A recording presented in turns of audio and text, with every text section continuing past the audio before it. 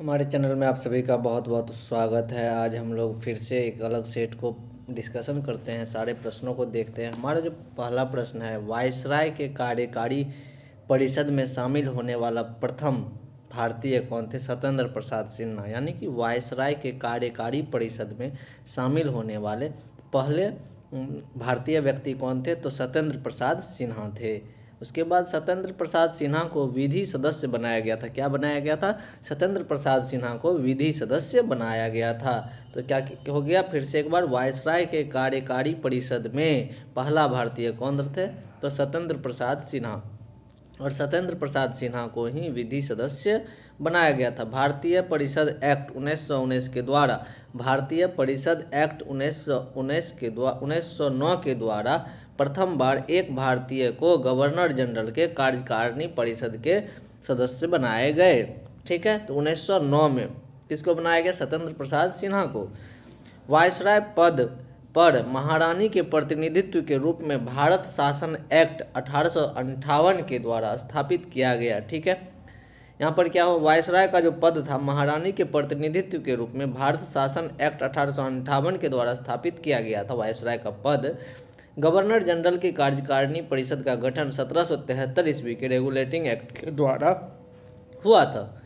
Governor general के कार्यकारिणी परिषद के गठन 1773 ईस्वी के रेगुलेटिंग एक्ट के द्वारा हुआ था। गवर्नर जनरल के कार्यकारिणी परिषद का गठन 1773 के रेगुलेटिंग एक्ट के द्वारा हुआ था। रेगुलेटिंग एक्ट यानी कि 1773 के द्वारा गवर्नर जनरल इन काउंसिल का गठन किया गया था। कुल मिलाकर के इसमें हमने देखा कि वायसराय का कार्यकारिणी परिषद का पहला भारतीय सदस्य था सत्येंद्र प्रसाद सिन्हा, जिसको कि भारतीय परिषद एक्ट 1919 के तहत एक बार सदस्य बनाया गया था।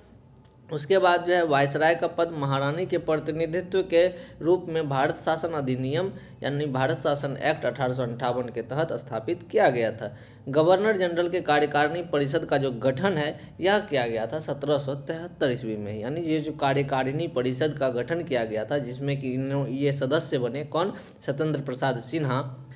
उस कार्यकारिणी परिषद का गठन कब हुआ था, कब बनाया गया था? 1773 ईस्वी में। रेगुलेटिंग एक्ट 1773 में गवर्नर जनरल इन काउंसिल का भी गठन किया गया था। अब अगला प्रश्न को हम लोग देखते हैं कि 1858 में इसे वायसराय इन काउंसिल कहा जाने लगा था। यानी कि 1773 में ये बनाया गया governor general in council. Governor general in council कब बनाया गया? 1773 ईस्वी में। लेकिन जैसे 1858 ईस्वी में इसको कहा गया वायसराय इन काउंसिल। क्या कहा जाने लगा? Viceroy in council. पहले कहा जाता था गवर्नर इन काउंसिल, अब कहा जाने लगा 1858 में वायसराय इन काउंसिल।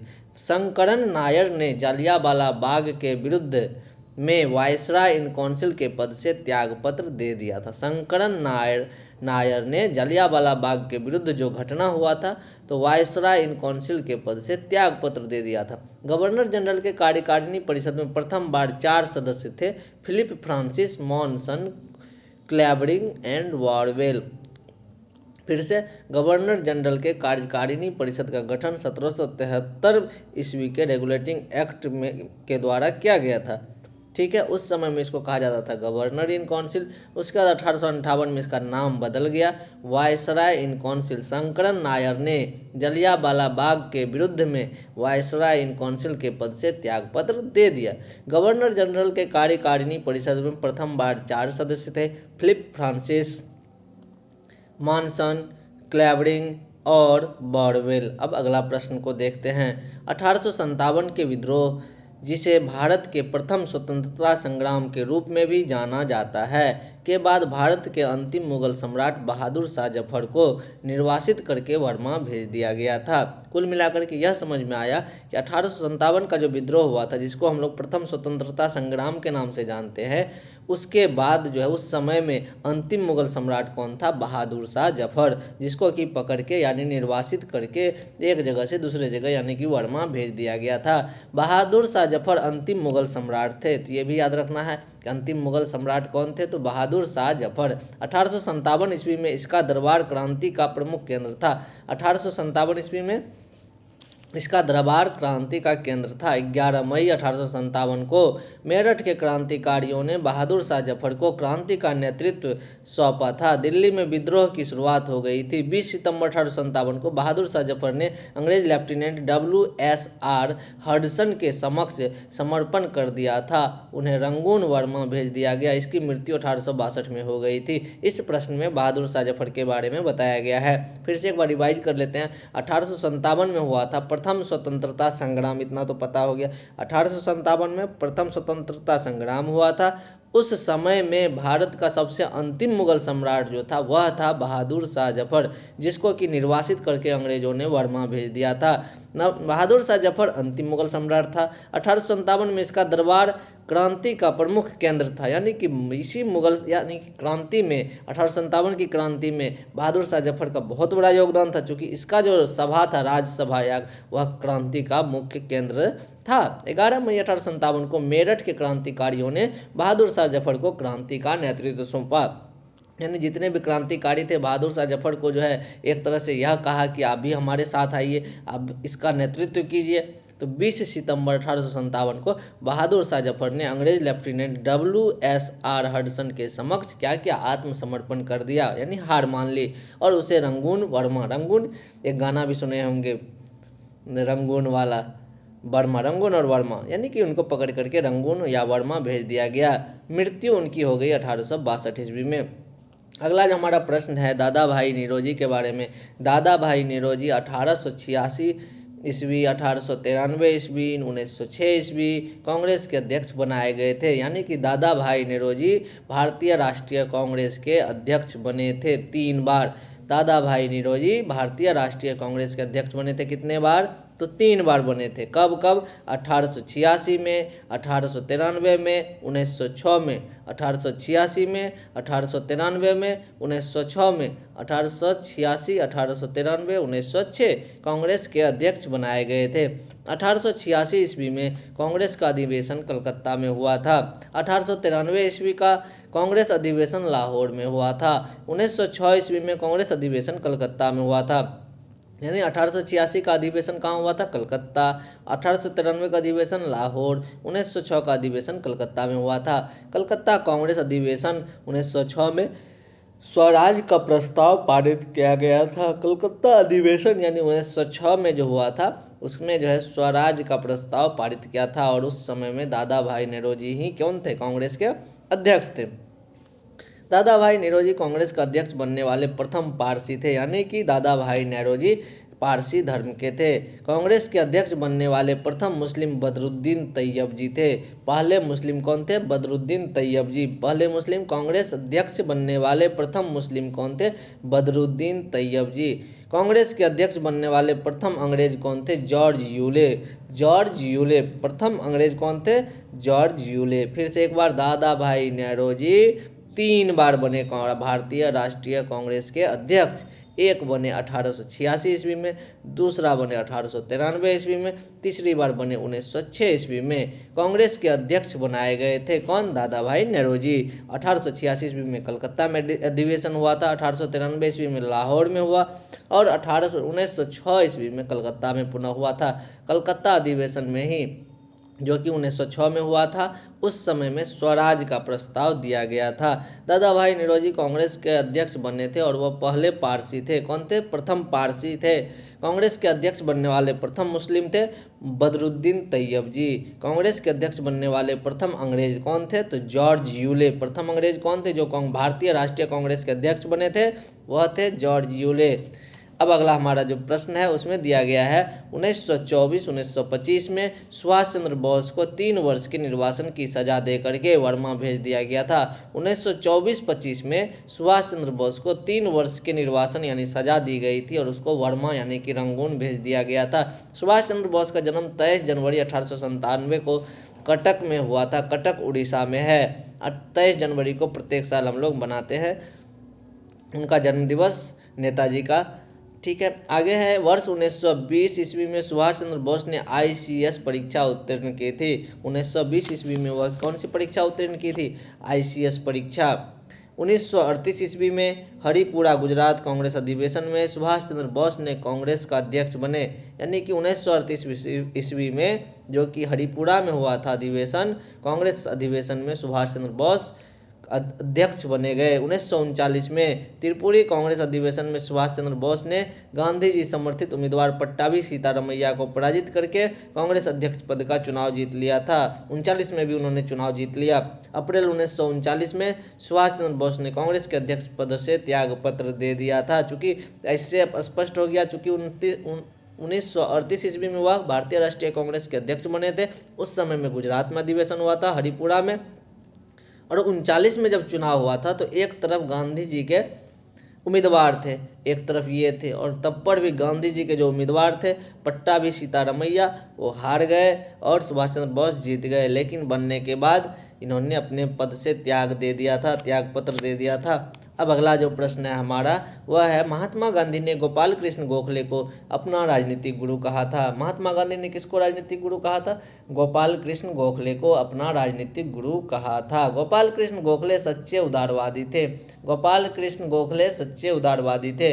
वे समभाव और मृदु न्यायप्रियता में विश्वास करते थे। गोपाल कृष्ण गोखले समभाव एवं मृदु न्यायप्रियता में विश्वास करते थे। उन्हें पूर्ण विश्वास था कि देश के पुनरुद्धार राजनीतिक उत्तेजना एवं बवंडरों से नहीं हो सकता है। गोपाल कृष्ण गोखले सच्चे उदारवादी थे।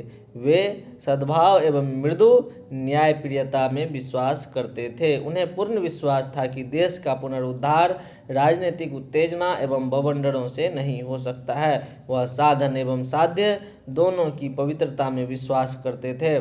गोखले जी के इन्हीं विशेषताओं के कारण महात्मा गांधी उनसे प्रभावित हुए।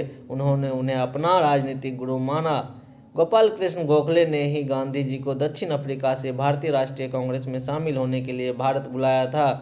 गोपाल कृष्ण गोखले ने गांधी जी को दक्षिण अफ्रीका से भारतीय राष्ट्रीय कांग्रेस में शामिल होने के लिए भारत बुलाया था। गोपाल कृष्ण गोखले के राजनीतिक गुरु एम.जी. रानाडे थे। गोपाल कृष्ण गोखले के राजनीतिक गुरु कौन थे? एम.डी. रानाडे। एम.जी. रानाडे को पश्चिम भारत में पुनर्जागरण का अग्रदूत माना जाता है। पूना सार्वजनिक सभा की स्थापना 1870 में एम.जी. रानाडे ने किया था। विनोबा भावे गांधी जी को अपना राजनीतिक गुरु मानते हैं। तो यहाँ तक हमने पढ़ा, फिर से एक बार इसको देख लेते हैं। फिर से विनोबा भावे किनको अपना राजनीतिक गुरु मानते हैं? तो विनोबा भावे महात्मा गांधी को अपना राजनीतिक गुरु मानते हैं। पूना सार्वजनिक सभा की स्थापना कब हुई थी? पूना सार्वजनिक सभा की स्थापना 1870 में हुई थी। पूना सार्वजनिक सभा की स्थापना किसने की थी? तो इसमें जो है पूना सार्वजनिक सभा की स्थापना एम.जी. रानाडे ने किया था। गोपाल कृष्ण गोखले के राजनीतिक गुरु कौन थे? तो गोपाल कृष्ण गोखले के राजनीतिक गुरु थे एम.जी. रानाडे। और महात्मा गांधी के राजनीतिक गुरु कौन थे? गोपाल कृष्ण गोखले। अब समझ में आ गया। फिर से देखते हैं, महात्मा गांधी के गुरु कौन थे? राजनीतिक गुरु गोपाल कृष्ण गोखले। गोपाल कृष्ण गोखले के राजनीतिक गुरु कौन थे? एम.जी. रानाडे। और विनोबा भावे के राजनीतिक गुरु कौन थे? तो महात्मा गांधी। तो ऐसा ही कुछ था, ठीक है। उसके बाद है, गोपाल कृष्ण गोखले गांधी को दक्षिण अफ्रीका में भारतीय राष्ट्रीय कांग्रेस में शामिल करने के लिए भारत बुलाया था। दक्षिण अफ्रीका में उस समय महात्मा गांधी थे।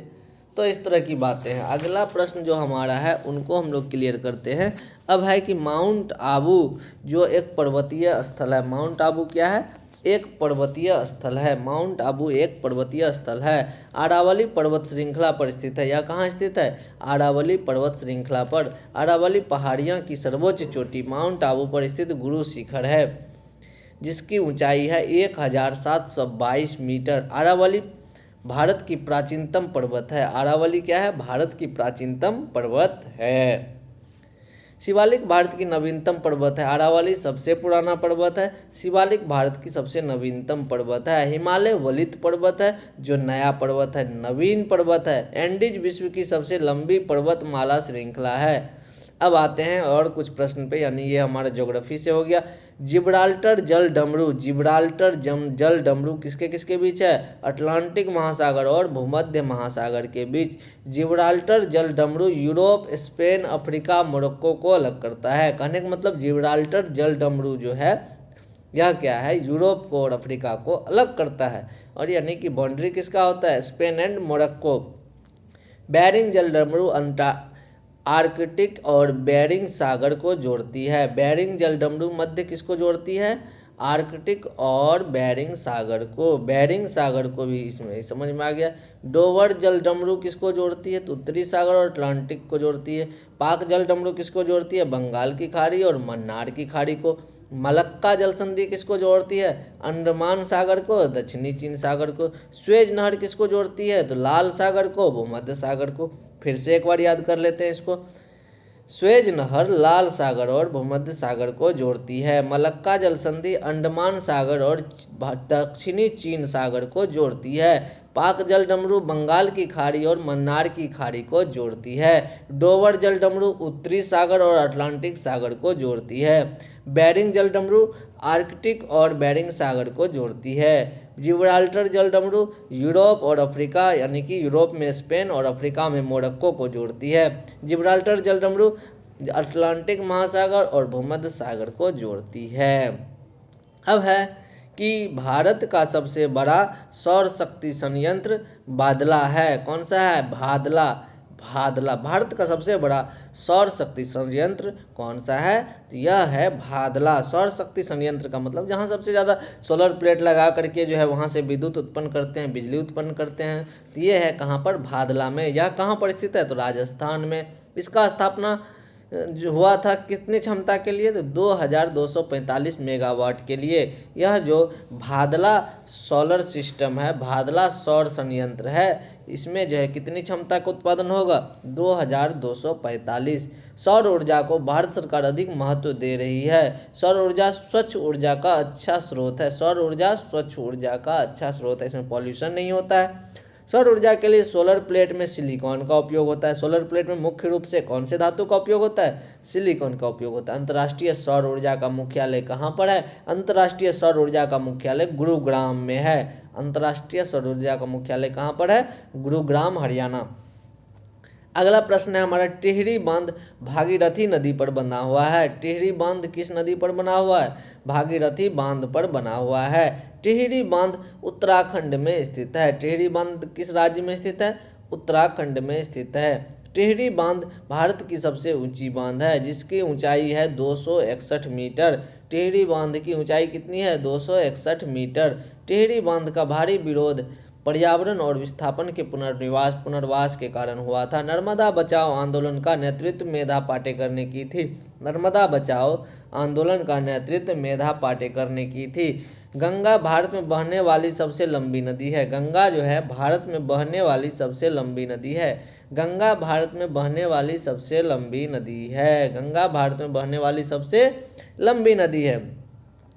2525 किलोमीटर। 2525 किलोमीटर, यानी इसको याद करने के लिए 2525 यानी 25 किलोमीटर है ना, याद रखना है। पश्चिमी घाट क्षेत्र में उष्णकटिबंधीय सदाबहार वन से ढका हुआ है। पश्चिमी घाट क्षेत्र उष्णकटिबंधीय सदाबहार वन से ढका हुआ है। सदाबहार वन जिस वन की पत्तियां सालों पर भर बनी रहती है। पतझड़ वन जिस वन की पत्तियां साल में एक बार गिर जाती है। हिमरेखा जिसके ऊपर वन नहीं मिलता है। पर्यावरण के संतुलन के लिए 1/3 भाग जो है वन रहना चाहिए। भारतीय वन अधिनियम 1865 के द्वारा वनों पर नियंत्रण प्रारंभ हुआ। इमीडियल फॉरेस्ट डिपार्टमेंट 1864 में स्थापित हुआ था। भारतीय वन अधिनियम 1878 से 1927 में लाया गया। भारतीय वन अधिनियम कब कब लाया गया था? तो भारतीय अधिनियम जो था, भारतीय वन अधिनियम, यह लाया गया 1878 से 1870 में भी और 1927 में भी लाया गया। स्वतंत्र भारत में प्रथम वन नीति 1952 ईस्वी में बनाया गया था। धन्यवाद। तो यहाँ तक कैसा लगा वीडियो? और अच्छा लगा हो तो कमेंट ज़रूर करेंगे, फिर मैं आगे बनाऊंगा। धन्यवाद।